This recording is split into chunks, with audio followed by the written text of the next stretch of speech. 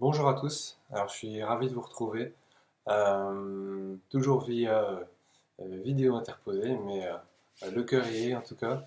Je suis content de pouvoir enregistrer ce message. Alors, vous voyez, j'ai mis mon beau nœud papillon, je me suis fait beau et propre, parce que sinon je suis mal rasé, en caleçon, en peignoir toute la journée, vive le confinement. Non, c'est pas vrai. Mais voilà, je profite de ce moment pour vraiment vous dire que tous vous me manquez, hein, finalement, de ne pas pouvoir se faire des bisous, se serrer dans les bras. Pour quelqu'un tactile comme moi, c'est quand même difficile. Mais je suis heureux de pouvoir vous retrouver aujourd'hui pour partager un message. J'espère que tout le monde va bien de votre côté, que vous arrivez à passer de bons moments malgré ce confinement. Et donc aujourd'hui, on va continuer sur la série en cours, pardon, sur ma foi, ses miracles, sur donc ce qui a été lancé, on continue, sur ma foi, ses miracles. Donc la série qui a été lancée par Serge il y a 3 semaines, je pense maintenant.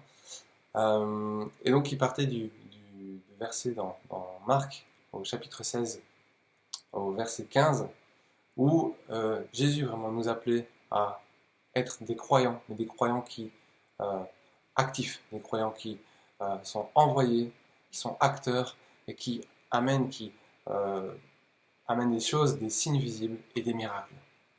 Et Pierre nous a encouragé à prendre position la semaine passée face à la peur, en regardant un peu, en regardant comme Dieu, en revenant à lui et en lui remettant finalement toutes ses peurs.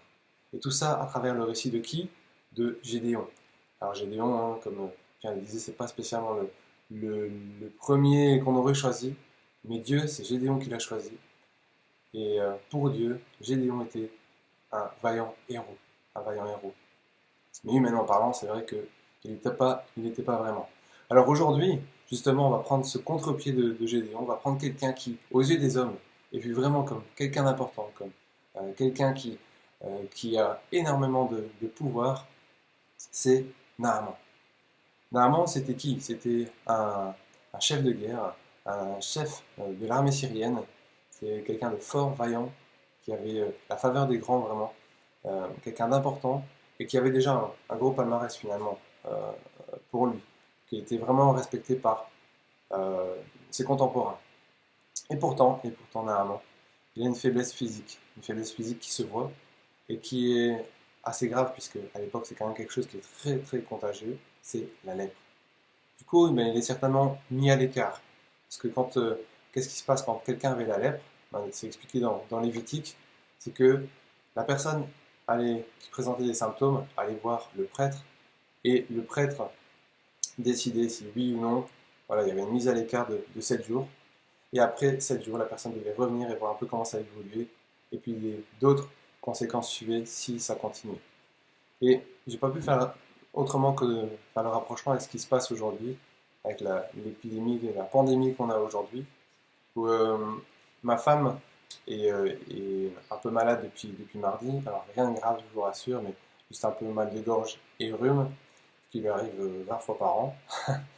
Mais j'ai pas pu m'empêcher de faire le rapprochement avec ça, parce que quand elle a eu le médecin, donc au téléphone ici, le médecin d'office, un peu comme les prêtres à l'époque, a mis ma femme 7 jours à l'arrêt en disant on verra après 7 jours comment sont les symptômes.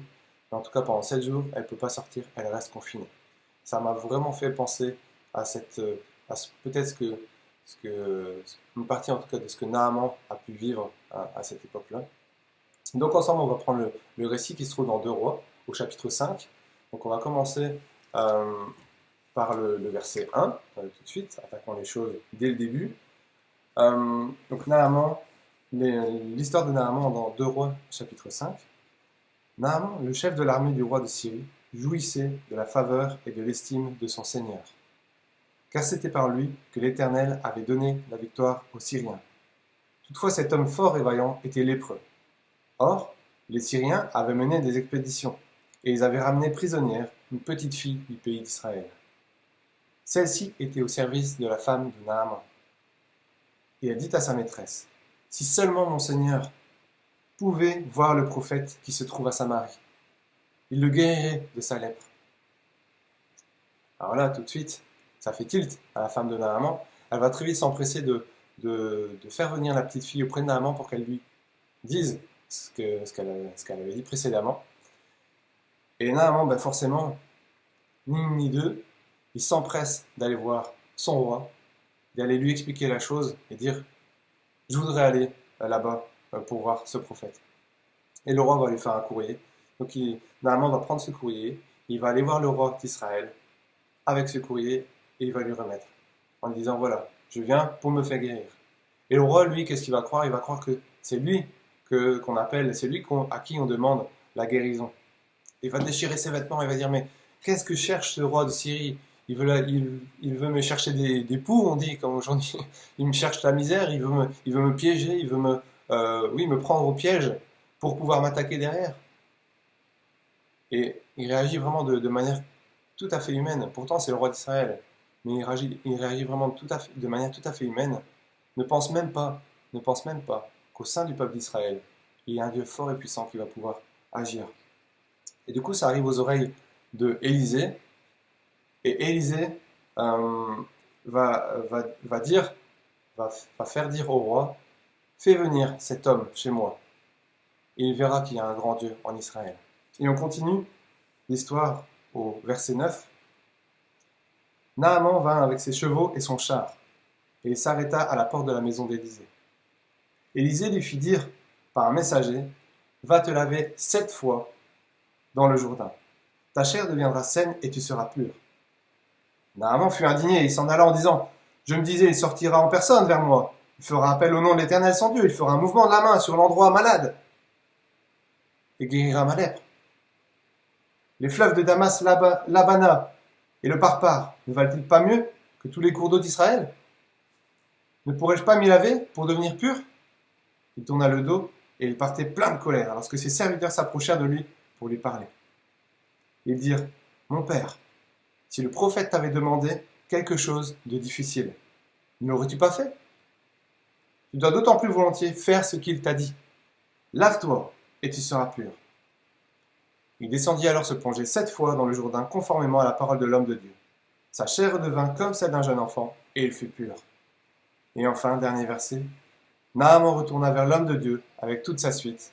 Dès son arrivée, il se présenta devant lui et dit, je reconnais qu'il n'y a aucun Dieu sur toute la terre, sauf en Israël. Et on va s'arrêter là. Sauf en Israël. C'est une belle histoire, n'est-ce pas? Alors cette histoire colle vraiment avec le thème qu'on développe en ce moment, ma foi, c'est miracle. Alors comment voir les signes et les miracles? Comment vivre les signes et les miracles? Que nous montre ce récit finalement? Qu'ont expérimenté ces personnes? La première chose, le premier point que j'aimerais développer avec vous, c'est s'unir dans la foi. On aurait pu commencer le récit de Naaman, non pas par, comme dans les contes de fées, il était une fois, mais par il était des fois, les fois dans le sens de croire. La première chose qui m'interpelle sont vraiment le rôle des autres personnes dans la guérison de Naaman, dans le processus. On aurait pu changer le titre de la série en leur foi, ces miracles. La guérison, le miracle de Naaman se fait sur Naaman, mais il y a plusieurs personnes qui mettent leur foi en action et permettent le miracle de Dieu. Cette mise en commun de notre foi me fait penser à une situation qui m'a marqué il y a quelques années. En fait, un couple d'amis désirait avoir un deuxième enfant et pas moyen. Ça ne fonctionnait pas. Madame n'était toujours pas enceinte. Et forcément, c'était compliqué. Compliqué pour eux, compliqué pour leurs proches, particulièrement pour eux, hein. Mais rien n'y faisait.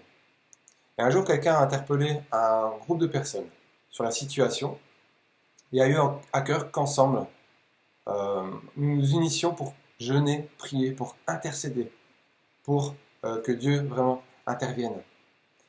Et donc on a commencé comme ça à faire un tour de rôle, chacun son tour, on priait, on jeûnait. Et on a vraiment mis notre foi en mouvement pour ce sujet-là en particulier. Et une semaine est passée, rien. 2 semaines est passée, rien. Mais la foi était toujours là. Et chacun était toujours autant impliqué, se jeûner, prier. Et après un mois à jeûner à tour de rôle, à mettre notre foi en action pour cette famille, le miracle s'est produit. Un bébé allait naître presque 9 mois après. Elle s'appelle Moira. Vous voyez tous de qui je veux parler? Tiens, Moira, une petite fille. Dans l'histoire de Naaman, on nous parle d'une petite fille. Et c'est elle en premier qui vraiment interpelle.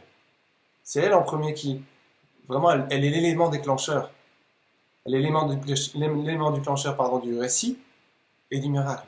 Apparemment, elle a été enlevée à sa famille, elle a été prisonnière, retirée de son pays, de son peuple, pour servir un chef de guerre comme Naaman. Il y a quand même mieux pour une petite fille. C'est pas la jeunesse idéale, mais elle est impressionnante. Elle n'est pas abattue, elle n'est pas renfermée, déprimée. Elle n'est pas sans espoir. Au lieu de ça, elle est pleine de foi. Elle saisit les opportunités. Alors peut-être de manière complètement innocente. Hein, on peut s'imaginer ça aussi d'un enfant. Mais en tout cas, elle saisit une opportunité qui se présente pour partager sa foi malgré les circonstances. D'autant plus qu'ici, on a quand même des conditions sociales qui sont très différentes entre elle et Naaman. Elle est petite fille esclave, non, petite fille esclave, et Naaman est un chef de guerre important. Un homme, on sait qu'à l'époque, c'est aussi très différent, femme, homme, qui a déjà une renommée. Ça va être impressionnant quand même d'aller parler, de partager quelque chose de cette valeur-là à cet homme. Je vous invite à aller voir Sophie Wilmès, première ministre belge, de prier, d'appeler Dieu à l'aide pour sortir du corona. Vous verrez un peu sa réaction. Enfin, si vous osez lui dire. Cette fillette est faible, placée là contre son gré. Ça ne doit pas être facile pour elle tous les jours. Mais elle est ouverte à Dieu, fidèle, prête à servir là où elle est, avec son cœur d'enfant et sa foi, tout simplement. Est-ce qu'elle a déjà entendu Dieu guérir un lépreux? Ben non. Pourquoi non? Parce que Luc nous dit au chapitre 4 du livre de Luc, il y avait aussi de nombreux lépreux en Israël à l'époque d'Élisée, et cependant, aucun d'eux n'a été purifié seulement. Ouais. On coupe ça et je reviens au début. A-t-elle déjà entendu un lépreux guéri par Dieu? Non. Luc chapitre 4. Il y avait aussi de nombreux lépreux en Israël à l'époque d'Élisée, et cependant, aucun d'eux n'a été purifié. Seulement Naaman le Syrien. Et pourtant là, elle croit. Elle croit, c'est la première qui met sa foi en action et qui interpelle sa maîtresse pour Naaman. Elle est fragile, pure, mais elle croit et elle entraîne les autres à croire également.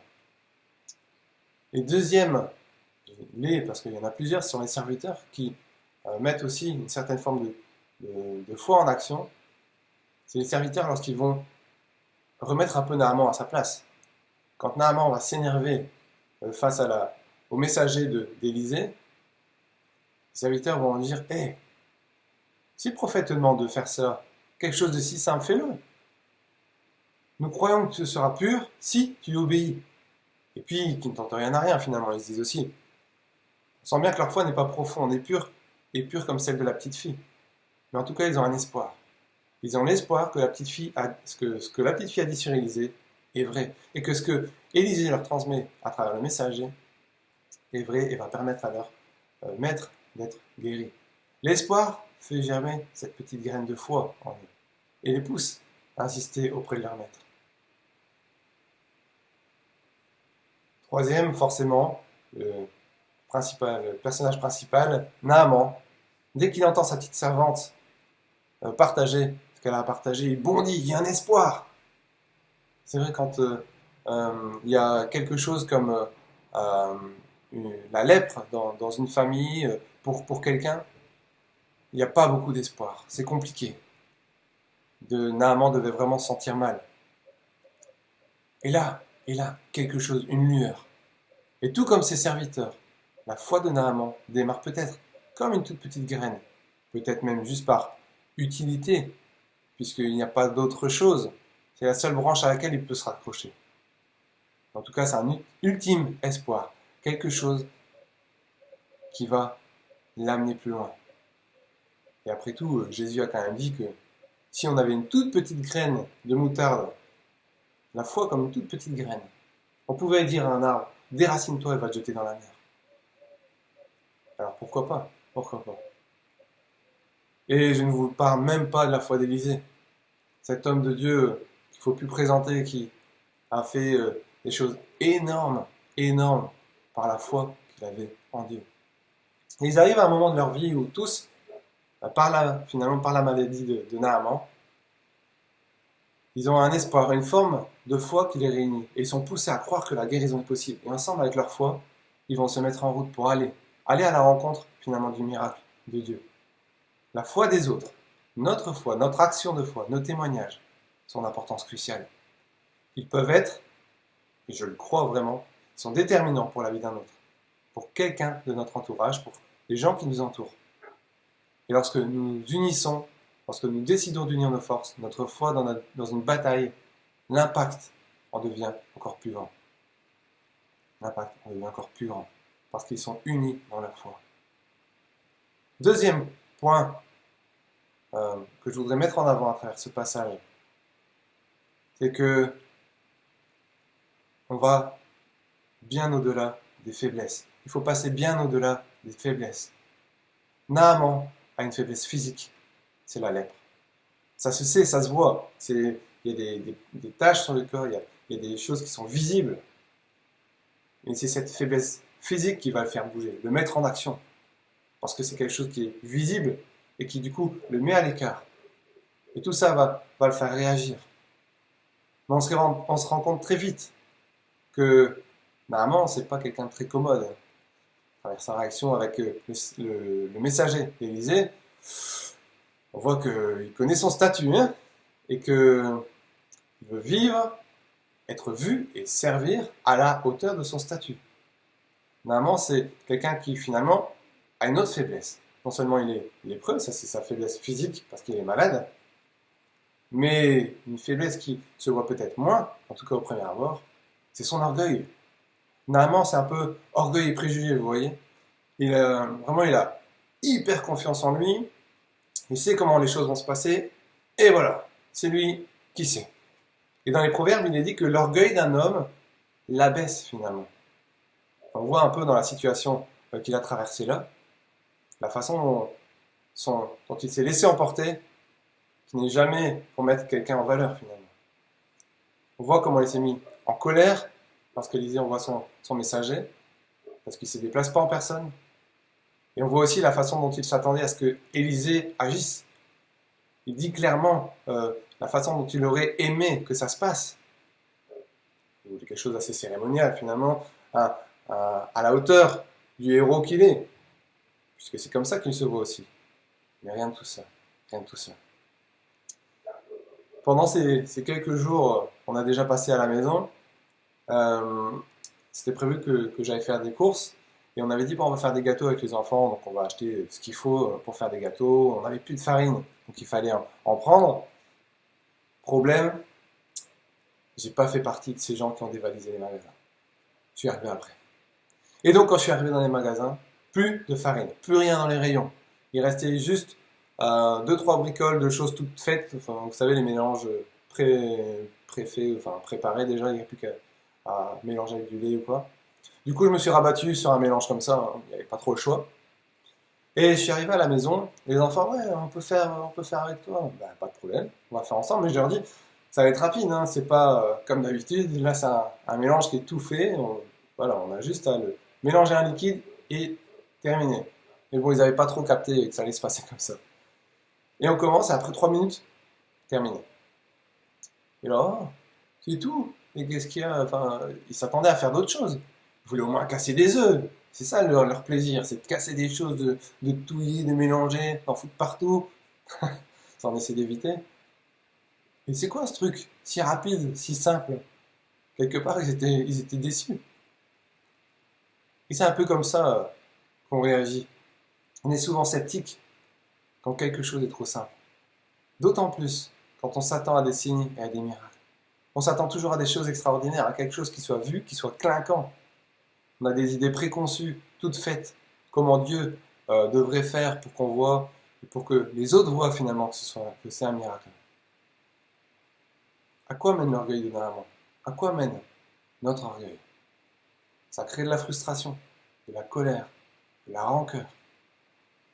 Tout comme Naaman, on peut faire demi-tour, râler, partir en boudant, prendre des décisions qui sont vraiment pas saines pour notre vie. On s'aveugle devant tous les signes et les miracles qui nous entourent tous les jours. Toutes ces choses trop banales pour nous interpeller, nous dire tiens, là je vois la main de Dieu. On ne les voit plus, on ne les voit plus. On est aveuglé par toute cette colère et cette frustration. Et on pense pouvoir faire mieux que Dieu. Naaman pense qu'il peut subvenir lui-même à un meilleur moyen pour se purifier. Alors que jusqu'à présent, il est malade, il ne sait rien faire. Mais quand elle arrive face à Élisée, et comment ça se passe? Lui-même va dire, moi j'aurais voulu que ça se passe comme ça. Les fleuves chez moi sont plus purs, et là j'aurais pu être guéri. Il pense qu'il peut subvenir lui-même à sa purification.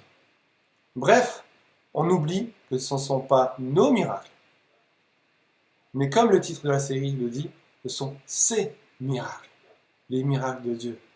C'est lui qui agit. Et que fait Naaman? Mais il n'a pas trop le choix. Il écoute ses serviteurs et le messager. Il a dû se sentir passer là. Ça a dû piquer, ça a dû le faire mal. Devoir se plier, devoir écouter ses serviteurs, le messager d'Élisée. Je pense qu'il a dû le sentir passer. Il a dû s'humilier, non pas pour se rabaisser, juste pour être abaissé et qu'on se moque de lui, mais s'humilier pour finalement montrer qu'il est comme tout le monde et que c'est Dieu qui agit à sa façon. En s'humiliant et en obéissant, Naaman ouvre la porte de la guérison. Il ouvre la porte de la guérison physique, puisqu'il est purifié de sa lèpre, mais aussi une guérison spirituelle, une renaissance spirituelle. Sa faiblesse physique va l'amener au miracle physique et spirituel. Et en s'humiliant et en obéissant, Naaman laisse la porte grande ouverte à la grâce de Dieu. C'est cette grâce qu'il va découvrir, c'est cette grâce qu'il va le transformer. N'oublions pas que Naaman, c'est pas un juif, c'est pas quelqu'un du peuple d'Israël, c'est un héros syrien. Finalement, c'est un ennemi d'Israël, puisque à cette époque-là, ils se combattent. C'est un ennemi d'Israël. Mais Dieu agit. Dieu fait grâce. Pourtant, il a d'autres dieux. Naaman, en tant que Syrien, a d'autres dieux. Il est étranger aux alliances de Dieu. Mais Dieu fait grâce. Et pourtant, Dieu le guérit aussi, miraculeusement. Il agit non seulement sur cette maladie, mais il agit dans son cœur. Il agit dans son âme. Je pense honnêtement que Naaman ne serait jamais arrivé là sans la petite servante, sans ses serviteurs. Forcément sans Élisée son messager. Le chef de guerre, si sûr de lui, si orgueilleux, ne serait jamais arrivé là, sans la grâce et l'amour de Dieu. Naaman, transformé, reconnaît qu'il y a un seul Dieu, un unique Dieu, le Dieu d'Israël, Yahvé, notre Papa. C'est une déclaration de foi qu'il fait au verset 15. Il sait que dorénavant sa vie ne sera plus la même. Pourquoi? Son orgueil a été cassé et il a trouvé son maître. Dieu qui peut tout par celui qui croit. Amen. Alors en conclusion, je voudrais vous laisser vraiment avec un petit condensé de tout ce que je viens de dire. Une des clés pour voir les signes et les miracles dans notre vie, c'est de s'unir dans la foi. De saisir ces opportunités et de la partager simplement, sans chichi et frioriture comme la petite fille. Mais c'est aussi au-delà de nos faiblesses humaines. Nous humilier et obéir, reconnaître que nous ne sommes pas ceux qui réalisons les miracles, mais que nous sommes ceux qui dépendons de la grâce de Dieu. Nous dépendons de son amour et de sa grâce. Tout comme Dieu a honoré la petite fille, tout comme Dieu a honoré la foi de la petite fille, la foi de Naaman, les serviteurs et la foi d'Élisée, Dieu honore ta foi. Dieu honore notre foi, car il est le même hier, aujourd'hui et éternellement. Alors, ne désespérons pas de voir les signes et les miracles de Dieu autour de nous, parce qu'ils sont là. Et moi, j'y crois fermement. Ouvrons les yeux avec humilité et obéissance.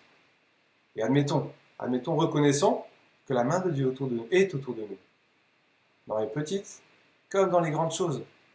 Qu'on soit finalement un Gédéon, plutôt anti-héros dans son caractère, dans sa façon d'être, etc. Ou qu'on soit un Naaman, personnage important, qui est sûr de lui, qui a une renommée. Peu importe, nous sommes tous égaux. Et on est tous appelés à vivre de grandes choses à travers notre foi et la grâce de Dieu. Amen.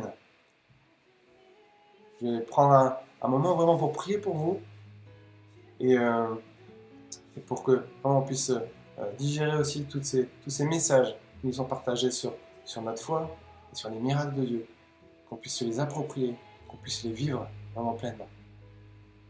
Seigneur, je te loue et je te remercie pour cette occasion que tu nous donnes de pouvoir malgré tout, malgré les circonstances, nous voir, entre guillemets, nous parler, échanger à travers ces réseaux sociaux, à travers les vidéos, à travers tout ce qu'on peut, tous ces appels téléphoniques, ces SMS.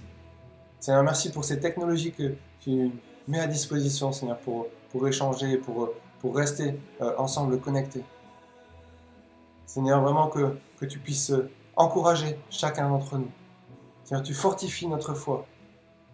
Seigneur, tu agis au sein des foyers où il y a de la maladie, où il y a la détresse.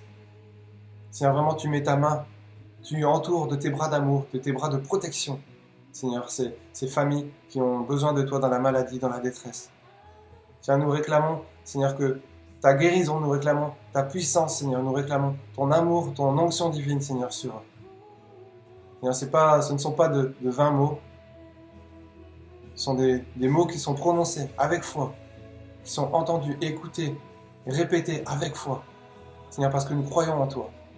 Nous croyons comme cette petite fille qui a témoigné auprès de Naaman. Nous croyons que tu fais des grandes choses. Peu importe si les choses se sont déjà passées ou non, tout est possible à celui qui croit. Tout est possible à celui qui croit en toi. Tout est possible à toi, Seigneur. Seigneur, je te remercie et je te loue pour tous ces frères et sœurs qui, jour après jour, combattent, qui, jour après jour, vivent dans ces moments de confinement, peut-être des temps difficiles, aussi des temps de réjouissance avec la famille, les enfants.